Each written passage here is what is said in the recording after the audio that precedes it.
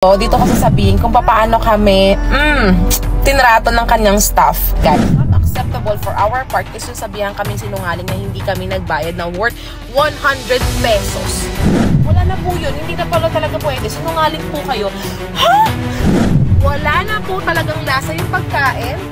Ano naman lang yung magkano lang naman yung flour, yung asin, yung paminta, para lang magkalasa yung sigan. Magkano lang po yun.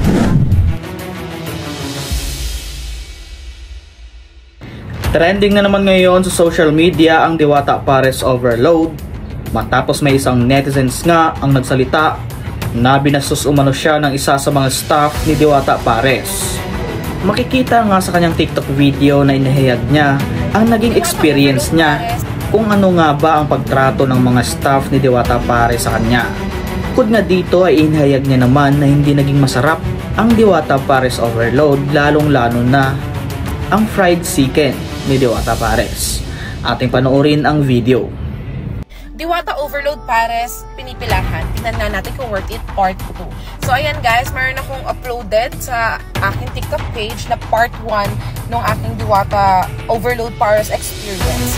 So, yun na nga guys. Itong part 2 na to, dito masasabihin kung paano kami tinrato ng kanyang staff, guys. Opo. Diba? Sa food business industry, naiintindihan namin na pagod, na sobrang daming pumipila sa kanila, na nalilito sila. It's okay. It's understandable sa part namin.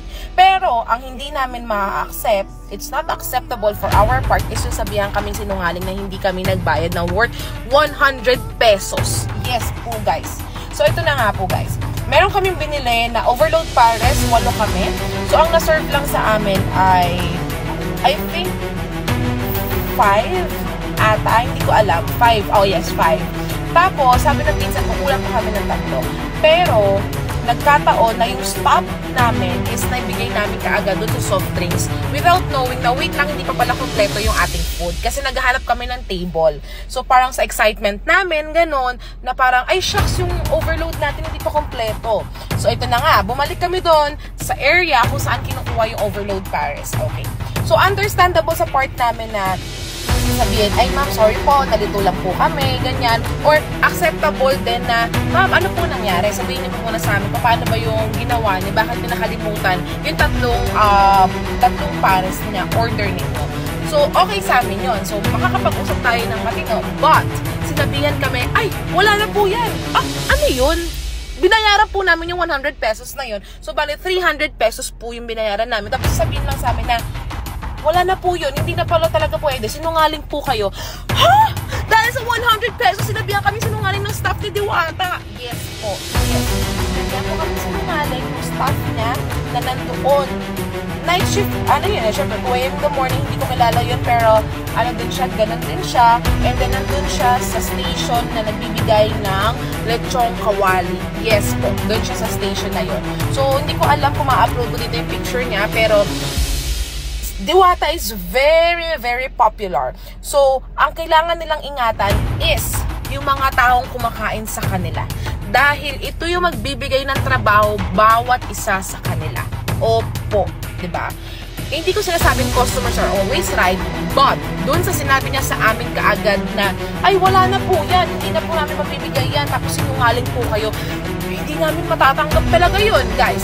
Tapos, yun pa, hindi pa kami nakakakain ito, guys, ha? Hindi pa po kami nakakakain. Pero, nung kakain na kami, mas lalo kami nawalan ng gana dahil dun sa nangyari. Wala na po talagang lasa yung pagkain. Yes. Yung fried chicken, guys. Ano naman lang yung, magkaano lang naman yung flour, yung asin, yung paminta, para lang magkalasa yung chicken. Magkano lang po yun, diba? Doon naman, para naman sa worth it naman yung pumila kami doon ng 1 to 2 hours, diba? Tapos titikman namin yung chicken na wala talagang lasa, guys. Mas masarap po talaga yung lutong bahay or sa kalenderya. Ganun po, opo. Tapos yung kaldereta, so ayun po, na-disappoint kami dahil hindi na nga masarap yung pagkain, inaway pa kami doon, mahaba pa yung pila. Pero, ganun talaga, ginusto namin ma-experience yung Diwata Overload Pares eh.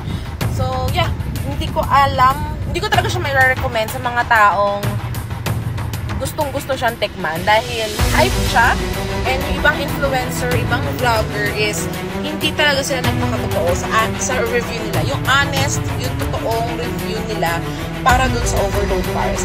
Kasi as a vlogger, as an influencer, you need to tell the people kung ano talaga yung review nyo. Masarap ba siya? May lasa ba siya? Para sa ganun, may improve ni Diwata yung kanilang pagkain. So for me, sa honest review namin, hindi talaga masarap lahat ng pagkain. Lasang sunog yung kaldereta, walang lasa yung fried chicken, and according sa mga pinsan ko, wala din pong lasa yung kanilang pares, diba? So, sa ganon, ito, ayoko masara yung business ni Diwata dahil nagpapakahirap siya doon, but sana i-improve niya yung lasa man lang ng mga pagkain para naman yung piniya ng mga tao doon ay worth it at hindi sila madidisappoint. And at the same time, yung mga staff niya, dapat ayusin nila yung trato nila. Kasi guys, ano naman yan hindi naman yan whole day na nagtatrabaho sila. It's a rotational shift. So, sila yung sa night shift. So, dapat, expected nila na dapat marami silang energy. And, wag sila kaagad mang-judge ng mga tao na, hindi na yan, sinungaling kayo. Like, dahil sa 100 pesos, mandadaya yung mga tao, pumila doon ng 1 to 2 hours, mandadaya yung tao para lang sa 100 pesos. At hindi yun maganda. And, doon sa kahapon, hindi lang ako yung nagreklamo, hindi lang kami, but meron pang isang nagreklamo doon dahil din sa stop nila. So, imagine niyo kung araw-araw may nagreklamo ganun, masisira syempre yung business ni Diwata, yung review sa kanya. So, mas maganda na ayusin ka agad ni Diwata, maaga pa lang. And, pagsabihan niya lagi yung mga staff. Kasi meron doon dalawa yun yung isang lalaki doon yata, or gay, hindi ko alam. Nagtanong ako sa kanya, ilang minutes po yung chicken? Hindi niya ako pinansin. Talagang mata pobre siya, masungit. Pero nung lalaki na nagtanong sa kanya, ay, hello, ano po yun? Ganun talaga siya, day. So, yeah. So, hindi talaga, expected ko talaga, napakasarap ng food. But if you are looking for a budget-friendly na food, I will recommend Diwata. But, don't expect too much. Yan. Kasi sobrang hype niya ngayon sa social media. But, don't expect too much because you will be disappointed at the end. So sana makita to ni Diwata, comment nyo sa kanya to, i-tag nyo sa kanya to para alam niya ano ba yung nangyayari doon. Kasi kahit mabait ang boss nila, si Diwata, kahit gusto niya maging successful, kung yung mga staff niya yung magsisira sa kanya, then talagang ganun talaga. Hindi mag-grow yung business niya. So, dapat kailangan pati yung mga staff niya sabihan niya. Dahil hindi talaga maganda yun. Na-offend kami kahapon doon.